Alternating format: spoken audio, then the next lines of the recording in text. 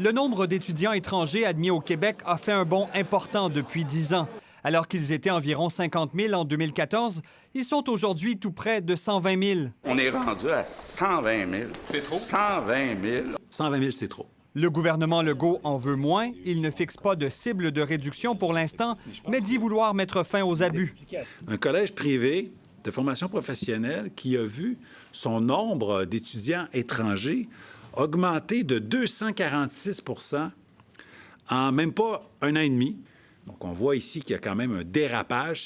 Cette fois-ci, ce n'est pourtant pas que la faute d'Ottawa. Les étudiants qui arrivent ici obtiennent tous un certificat d'acceptation du Québec. Le ministère de l'Enseignement supérieur écrit même dans son dernier plan stratégique qu'attirer davantage d'étudiants internationaux dans les collèges et les universités est une priorité gouvernementale. Je pense qu'il faudrait dire attirer des étudiants internationaux dans certains secteurs.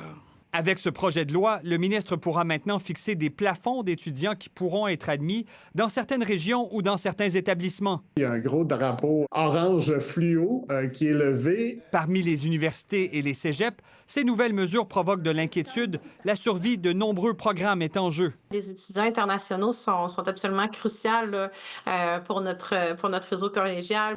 À l'Université du Québec à Trois-Rivières, par exemple, un étudiant sur 5 provient de l'étranger, mais plus de 300 d'entre eux ont demandé l'asile l'an dernier, ce à quoi veut s'attaquer le gouvernement. On vient de mettre en place l'année dernière des dépôts obligatoires pour contrôler le nombre de demandes d'admission. Québec promet d'épargner les régions, mais ses cibles ne seront connues que dans quelques mois. Quoi qu'il en soit, il y aura moins d'étudiants étrangers à la prochaine rentrée. Une façon aussi de montrer l'exemple à Ottawa, à qui le gouvernement Legault demande de réduire l'immigration. Ici Sébastien Desrosiers, Radio-Canada, Québec.